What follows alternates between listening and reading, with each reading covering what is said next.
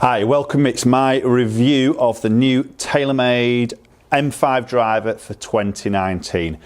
Very new technology. We've got speed injection. We're going to see what it's all about, talk a little bit about it, test it with HMT GC2 on the ground here, look at some numbers and see how this M5 is performing, and more important, to see what ball speed it is producing.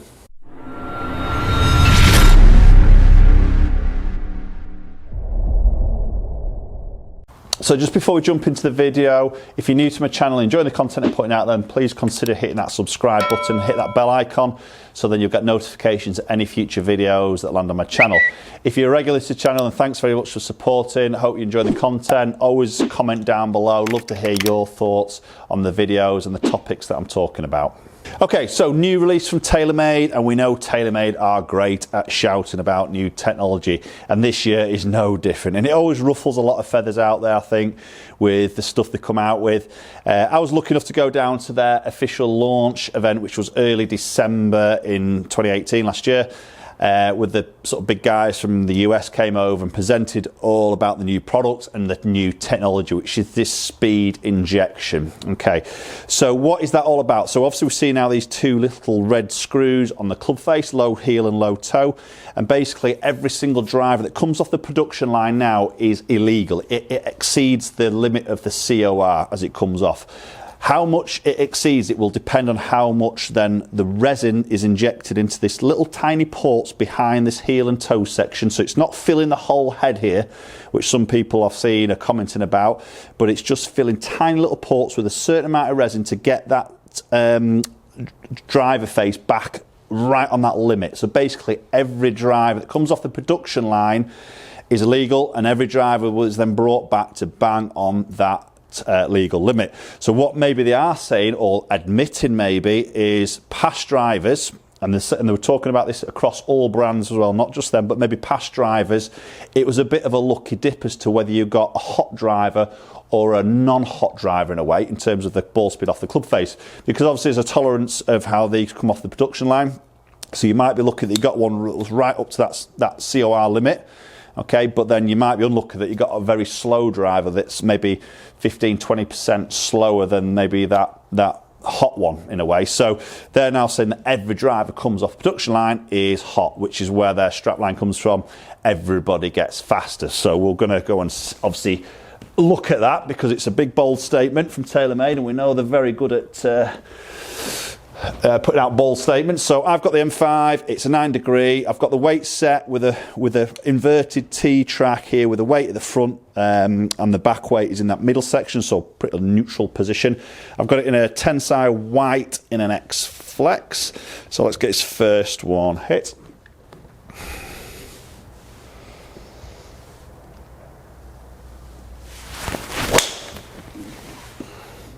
Okay, and that was a bit of a low heel. So we've still got twist face on this, which obviously brought out, and that's flown pretty straight for a low heel strike, but obviously dropping off. So that's 289 total distance there. So that was a miss hit.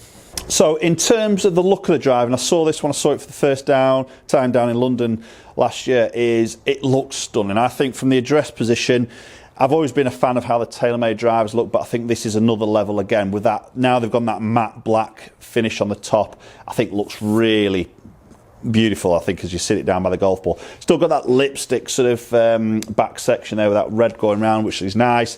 The silver bit at the front now between the black carbon and the club face is much thinner than previous models, which I like. It's just a nice little sort of slither of silver there. It just splits that black face to the black matte top on it, but it does look really great. Really good looking behind the golf ball.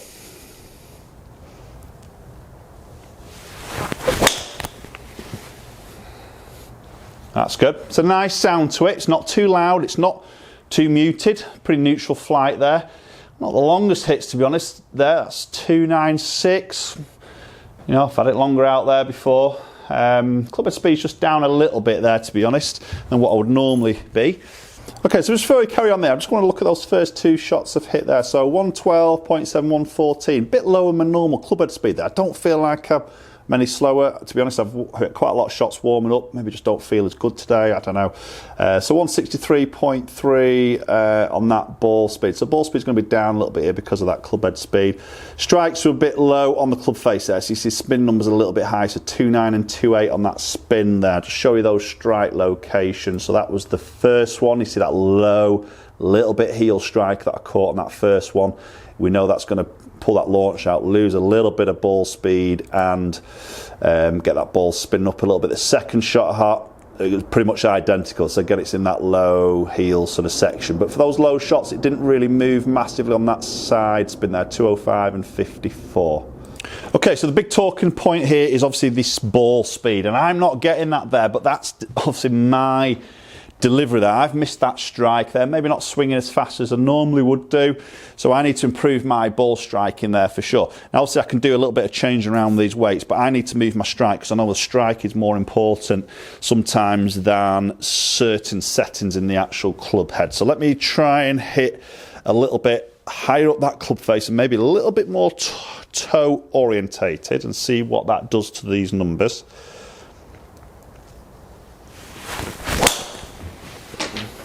That was better. That was a different strike location. Slightly up that right hand side. Yeah, there we go. So that didn't feel fast, so I'll be interested to see what that actually is, but that's gone to 314. So there's a good 20, maybe 25 yards difference of that total length there. And I felt that different strike location. So let's just delve into that particular shot, the strike, and see how that was different to the first two.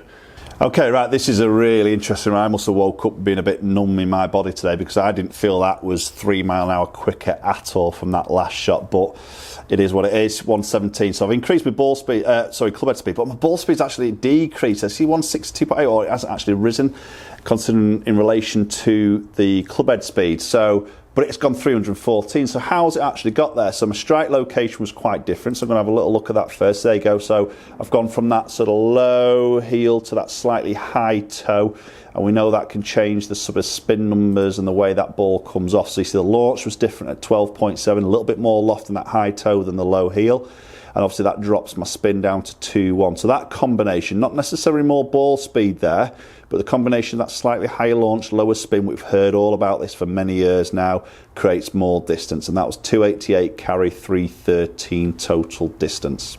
Okay, so am I seeing more ball speed straight away here? I'd probably say no. You know, I'm not sort of seeing that extra on that ball speed. And I said maybe in my original talk about this technology, I think it's really difficult to measure this because, prime example there, I've struck those 3 shots in different places on that club face. 2 low heel, 1 slightly high toe.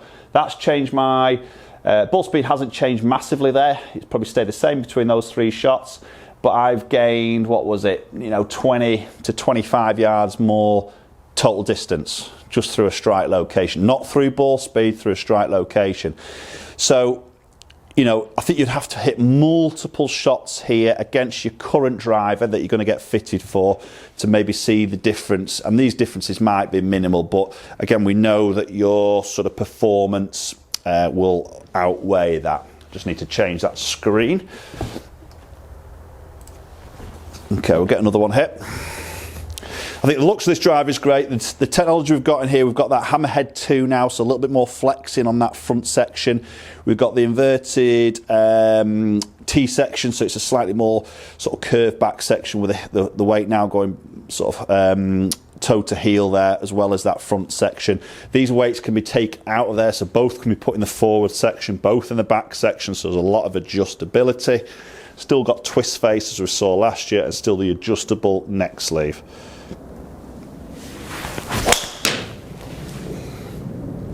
Visually, the flight's great. Looks really strong. It looks stronger than what I'm actually seeing number-wise. That wasn't too bad a hit there. That's a bit more like it, 310. That was 113.6, 162 ball speed. So my club head speed's fluctuating here. I'm not feeling that at all, to be fair, but my club ball speed's all around that same area. Is that as my fastest ball speed? No, I think I've definitely had faster than that before, but at the same time I've had more consistently faster club head speeds before, so I think it's relevant to the way I'm swinging today. And that's the big thing, you guys will swing differently from day to day. I do, I'm human, I have warmed up before I've done this video, but My speed's a little bit lower there than, I mean, it's a cold day down here today at Lytham, but you know, my speed's a little bit slower than probably what I would be, so my ball speed's gonna come back a little bit because of my club head speed. Okay, so we're gonna hit more shot with the M5, and then we'll just glance through those numbers again.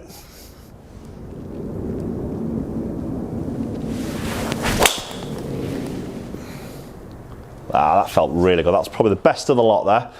That felt a really good connection. Flight a little bit higher on that one. Not quite the longest, but it felt pretty good. 305. Yeah, that was the quickest ball speed there, but not quite the longest hit. So there's a lot more variables than just ball speed, isn't there? You know, we've got to take strike location, we've got to take spin number into account, we've got to take your delivery into the golf ball into account. Then you've got weight settings, neck settings, and obviously shafts and flexes and all that sort of stuff to take into account. Okay, but let's go look at that, those numbers, just over those numbers again in a little bit more detail. Okay, so average club head speed 114, and say not my fastest by any means today. Just me today as I'm feeling. 163.4 ball speed, so we got that one up to nearly 166 there. Which again isn't my quickest, but then again my club head speed isn't quicker, so I can't max my ball speed but also swing slower, because that just doesn't work. You've got to have the speed there to create your max ball speed, as well as maybe a bit of the technology. 10.6 on the launch, averaging spin around 255, so a couple of high spinners to start with those low heels, and then they got a little bit better on the spin numbers. Again, there's a bit of dialing maybe to do. You could, with the weights, I could move both those weights forward to try and get that spin number down a little bit more on an average. 278 resulting in a 302. Right, okay, so possibly not swinging on most efficient in terms of my club head speed that I would normally do today, testing M5, but sometimes it's never a bad time to test a club like that. Yeah, it's not the quickest of ball speeds than I've seen before. The looks of it, 10 out of 10. I think it looks amazing as you sit down by the golf ball. Technology you can take with a pinch of salt there. It's marginal, I would say, with the gains, but it's, if there is any gains, but again, it depends on what driver you're using at the moment. This is the key here, is if you've got a driver that's really well fitted and it's maybe last year's model, year before, the differences you're going to see in gains is going to be really minimal, because you could possibly have one of those drivers that was right up to that limit. You might not, so that could be the difference of whether you're going to gain some more yards or not, possibly. Again, there's a lot of settings in how you strike the golf ball. The club faces I just proved there makes a big difference of what that ball does and that distance it goes. You've got to look at it over a whole average of multiple shots, because as I've changed my strike there, that's going to change distances. Got to look at the average. If we get that average up, that's a small percentage gain, which is what golf is really all about. So yes, there's a lot of new technology. TaylorMade shouted it from the rooftops. It ruffles a lot of feathers, as I said earlier, but you know, take into that what you can. Look-wise, I think he's great. The feel of it is pretty good. The sound feels nice off it, and probably the one thing I'm really impressed with is the accuracy of that driver. You know, even those miss hits there from that heel to that toe, the dispersion was really quite tight. Was that twist face? I don't know. You know, who knows? But it was a pretty accurate in terms of its drive as I've moved my strike around, which is a big thumbs up, I think, for a lot of golfers. Okay, interesting one there, M5, TaylorMade with their new technology, twist face, injected twist face also. Let me know your thoughts. I always love to hear your thoughts, as always, so fire the comments in down below. If you haven't subscribed and you're enjoying the content, then please consider doing so. Hit that subscribe button, hit the bell icon, follow my social media platforms, both Twitter and Instagram, and the handles there are @MNGolfCoach, and hopefully we'll catch up with you all very soon.